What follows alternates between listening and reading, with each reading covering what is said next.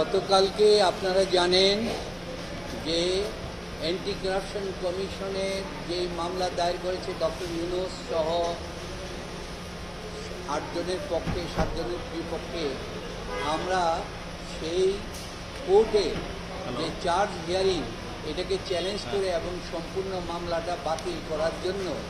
একটা 561 ধারা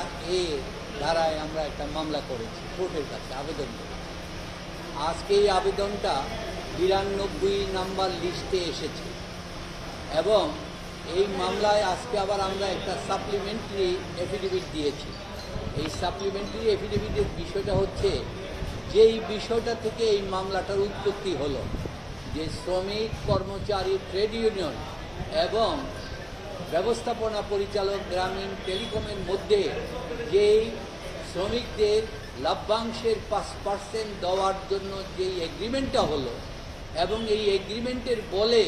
শ্রমিকরা কোম্পানি আদালতে, হাইকোর্টের কোম্পানি আদালতে 271/2021 যে গ্রামীণ টেলিকমকে অ্যাবলিশন করে তাদের টাকা দেওয়ার জন্য যে মামলা করেছে, ওই মামলাটি প্রত্যাহারের জন্য যেই স্মারক সেটেলমেন্ট এগ্রিমেন্টটা হয়েছে এবং এই এগ্রিমেন্টের বলে তাদের সমস্ত পাওনা 5% দেওয়ার যে প্রতিশ্রুতি, সেই যে কাগজটা, এই কাগজটা আমাদের দুর্নীতি দমন কমিশন আমাদের কাছ থেকে অরিজিনাল কাগজটা সিজ করে নিয়ে গেছে। নগদের কাছে সব গ্রাহকই প্রিয়, তাই তো সারা দেশে ক্যাশ আউট চার্জ সবচেয়ে কম। ফলে এই অরিজিনাল কাগজটা আমাদের কাছে নাই, তাই আদালতের অনুমতি নিয়ে আজকে আমরা ওই কাগজের ফটোকপি দাখিল করে আমরা এফিডেভিট করার জন্য পারমিশন পেয়েছি। আর দ্বিতীয় যে কাগজটা হচ্ছে এই এফিডেভিটটা, এই যে শ্রমিকদের দায়েরকৃত কোম্পানি কোর্টের মামলা, ওই মামলায়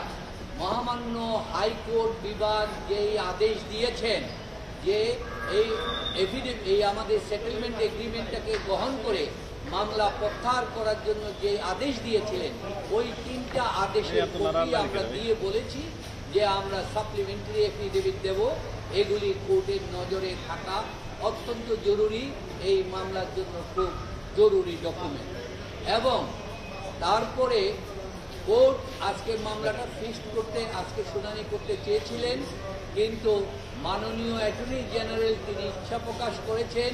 উনি স্বয়ং মামলায় আমাদের বিরুদ্ধে প্রতিদ্বন্দ্বিতা করবেন বলে উনি কোর্টের কাছে ওনার ডেপুটি অ্যাটর্নি জেনারেলের মাধ্যমে খবর পাঠিয়েছেন। সুতরাং অ্যাটর্নি জেনারেল সাহেব কালকে 11টার সময় টাইম চেয়েছেন, তাই কোর্ট আগামীকাল 11টায় আমাদের এই মামলার শুনানির দিন ধার্য করেছে।